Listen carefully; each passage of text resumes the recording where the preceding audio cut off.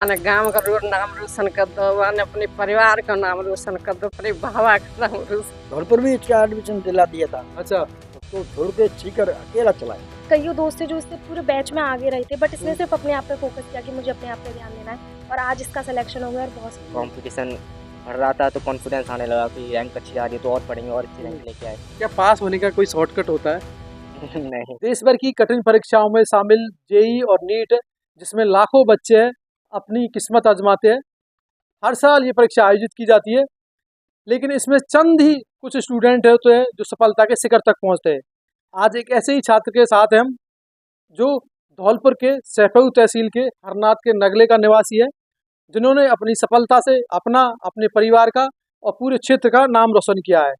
कैसा रहा है उनका सफर, कैसी तैयारी रही है और किस तरह अब तक का ये संघर्ष रहा, इन सभी बातों पर चर्चा करने के लिए आज उनके गांव में परिवार के सदस्य हमारे साथ हैं। बड़े बुजुर्ग है, बाबा दादा माँ पिता भाई बहन सभी लोग हैं साथ में। तो पहले आपको बहुत बहुत बधाई इस सफलता के लिए। धन्यवाद सर। तो माई सेल्फ लकी सिसोदिया और मैं धौलपुर के पास सैफऊ के पास रहने वाला हूँ।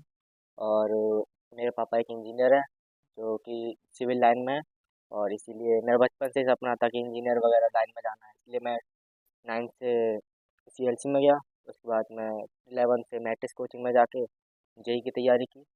आपको कॉलेज कौन सा मिला है?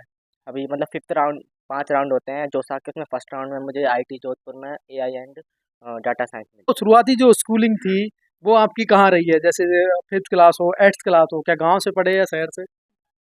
5th क्लास मतलब कि शुरुआत से लेकर 8th क्लास तक मैं धौलपुर में पढ़ा हूँ स्कूल में, और उसके बाद मैं 9th से गया था मैं सीकर। कैसा क्या अनुभव रहा आपका मैट्रिक्स में? किस तरह वहाँ पढ़ाई का पैटर्न है, किस तरह बच्चों पर ध्यान दिया जाता है, क्या तरीका रहा है उनका? ऐसा होता है कि आप वहाँ पर जाओगे तो जिस हिसाब से आपका परफॉर्मेंस होगा, जिस हिसाब से आप पढ़ रहे हो, चीज़ों को एनालाइज कर रहे हो, उस हिसाब से आप बैच बन जाएंगे। आप जितने, देखिए हर बच्चे का इक्वल IQ नहीं होता, किसी का ज़्यादा होता है, किसी का कम होता है, उस हिसाब से उनके बैच बांट दिए जाते हैं। तो आप जितना अच्छा समझ पाते हो उतने अच्छे टीचर आपको पढ़ाते हैं, और कुछ जैसे कि जो अच्छे से नहीं समझ पाते उनको वो टीचर पढ़ाते हैं जो अच्छे से समझा पाते हैं। तो उस हिसाब से आपके बैच बांट देंगे, उसके बाद आप पे उतना ही ध्यान दिया जाएगा जिस हिसाब से आपको ज़रूरत है। क्या कुछ आपको डिफरेंस लगा? आप पहले बता रहे कि मैं CLC में था, उसके बाद मैट्रिक्स में गया, क्या कुछ आपको अलग अनुभव कई मिला? सारे डिफरेंसेस हैं, जैसे कि CLC में जेई के बहुत कम बच्चे होते हैं और मैट्रिक्स में तो बहुत सारे बच्चे हैं। तो जितना ज़्यादा कंपटीशन होगा, ज़्यादा बच्चे टेस्ट देते हैं, जैसे कि 4000 5000 में रैंक आती थी, उस हिसाब से जितने ज़्यादा बच्चे होंगे उतना ज़्यादा हम खुद को एनालाइज कर पाएंगे। जैसे कि आपके मान लो 10-15 बच्चे हैं, उसमें आप पेपर दिया तो वही 5th रैंक 6th रैंक आ जाएगी, वही आप 4000 बच्चों में दो तो उस हिसाब से आप अच्छा प्रिपेयर कर पाओगे। इसीलिए मैट्रिक्स चुन किया था मैंने। बिल्कुल, बिल्कुल। अक्सर देखा गया है कि हमने बच्चे जहाँ कभी-कभार किसी वजह से क्लास मिस हो जाता है, वो अटेंड नहीं कर पाता है, सब्जेक्ट है वो पीछे छूट जाते हैं, तो क्या कुछ ऐसा सिस्टम था कि बच्चा को वो वापस बैकअप प्लान हो या कुछ इस तरह का? कई सारे तरीके, जैसे कि मान लो कि किसी की क्लास मिस हो गई हुँ, तो वो मैटलैब में जाके आराम से पढ़ सकते हैं वहाँ पर। और वहाँ पर अगर समझ में नहीं आ रहा है तो डाउट काउंटर्स लगते हैं, वहाँ पर जाके आप टीचर को बताओ ये वाला टॉपिक पढ़ना है, तो शुरुआत से लेकर एंड तक पूरा बताता है कि आपको अच्छे से समझ में आ जाए। फिर भी समझ में नहीं आ रहा है तो और बताओ, कोई दूसरा टीचर पढ़ा देगा या वही दोबारा समझा देगा, उस हिसाब से बहुत अच्छी। यानी कि आप वापस, ये नहीं है कि आज आपकी क्लास मिस हो गया तो आपका मिस हो गया। नहीं। आप ऑनलाइन देख सकते हो, रिकॉर्डेड सिस्टम में देख सकते हो, या टीचर से 1 टू 1 जाके कर सकते हो। हाँ। बिल्कुल। अ, क्या कुछ रहा अब तक की आपकी जर्नी में, जिस तरह बच्चे में काफ़ी डर रहता है यही के प्रति है, गाँव से बिलॉन्ग करते लड़के हिंदी मीडियम से होते हैं, कहाँ कमी रहती है बच्चों में, कहाँ प्लस पॉइंट होता है?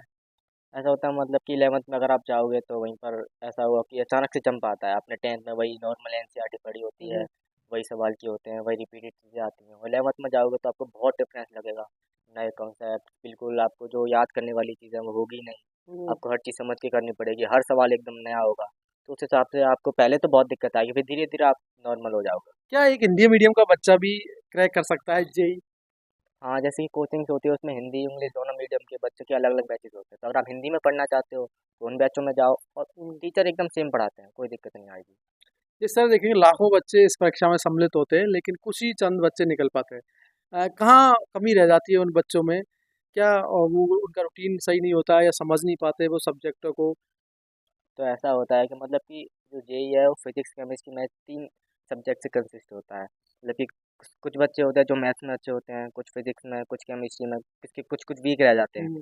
तो ऐसा होता है कि जो वीक रहते हैं वो उन पर काम नहीं करते हैं, या ज़्यादातर कोई एक सब्जेक्ट उनको अच्छा लगता है तो उसको पढ़ते रहते हैं, और जो बाकी के हैं उनको पढ़ते नहीं हैं। तो उससे फ़ायदा ये नहीं होगा कि आप उसमें तो अच्छा स्कोर कर लोगे लेकिन बाकी में तो नहीं कर पाओगे ना। तो इस तरीके से वो रह जाते हैं, और वो मतलब कि जो सब्जेक्ट्स होते हैं उसको ढंग से नहीं पढ़ते और हाँ, कंसिस्टेंट नहीं रहते। आपके नज़रिए से क्या रहा, जेई का टफ रहा, हार्ड रहा, कैसा रहा?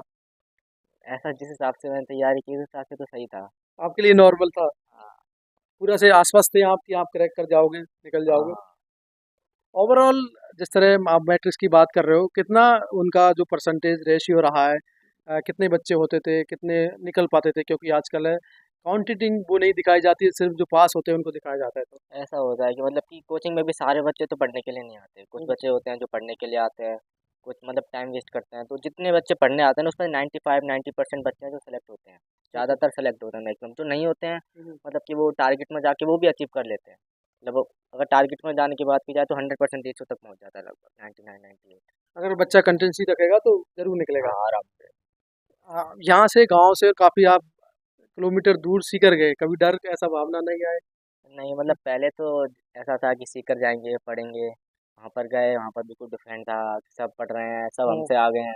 तो पहले तो अजीब सा लगा कि सभी आ गए हैं, क्या करेंगे हम यहाँ पे। फिर बाद में ऐसा था ना कि जैसे जैसे रैंक अच्छी आती गई तो फिर और ज़्यादा लगने लगा, कंपटीशन बढ़ रहा था तो कॉन्फिडेंस आने लगा कि रैंक अच्छी आ रही है तो और पढ़ेंगे और अच्छी रैंक लेके आएंगे। तो फिर बाद में फिर जब ऐसा लगता है ना कि और पढ़ते हैं, नंबर लाते हैं, तो फिर याद आना भूल जाते हैं, याद ही नहीं आती फिर। क्या पास होने का कोई शॉर्टकट होता है?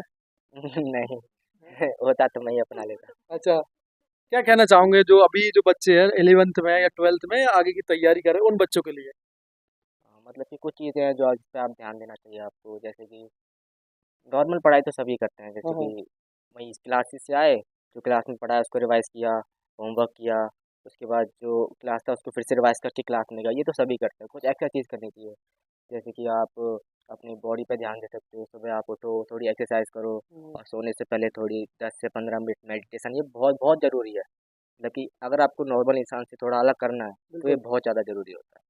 मतलब कि ऐसा हुआ कि नॉर्मल इंसान 4 घंटे हाँ, 6 घंटे हाँ। पढ़ रहा है, तो आप उसको 4 घंटे में या 2 घंटे में अच्छे से कर पाओगे अगर आपने ये चीज़ की तो बहुत डिफरेंस आएगा। क्या सोशल मीडिया के साथ रहे आप या दूर रहे? मोबाइल का प्रयोग किया या नहीं किया? हाँ, ऐसा कहते हैं, मैंने सुना है कि ना हाँ, मोबाइल का यूज़ करो तो हाँ। इफ़ेक्ट पड़ता है, लेकिन उस पर डिपेंड करता है ना कि आप कितना यूज़ कर रहे हो, किस हिसाब से यूज़ कर रहे हो। जैसे कि हुँ, आप लिमिट में यूज़ कर रहे हो, हुँ, जैसे कि आप पढ़ते पढ़ते बोर हो गए, फ्रस्ट्रेट हो गए, तो आप हुँ, थोड़ा सा फ़ोन पे कुछ देख लो जिससे आपका माइंड हुँ। फ्रेश हो जाए, तो उससे कोई दिक्कत नहीं है। लेकिन उसकी ऐसे होता है ना कि वो लगे रहते हैं घंटे 2 घंटे 3 घंटे, वो सही नहीं है। तो आपने इन सबको मैनेज करके फ़ोन भी इस्तेमाल किया है, हाँ, फ़ोन भी इस्तेमाल किया यानी कि फ़ोन आपकी सफलता में बाधा नहीं बना है। है ना, उस पे डिपेंड करता है ना कि आप कितना यूज़ करते हो। बिल्कुल, बिल्कुल। हाँ। ये ज़रूरी है।